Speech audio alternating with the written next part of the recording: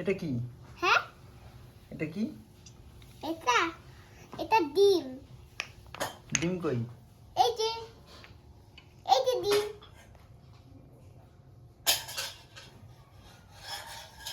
কেকের ছবি তুলো, আমি তো জানি না তুমি কে, আমি তুমি দেখি না। এটা কি? হুম, এটা কি? কোনটা? এটা ওই যে অ্যাপেল। হুম অ্যাপেলটা গ্রিন অ্যাপেল। Green Apple.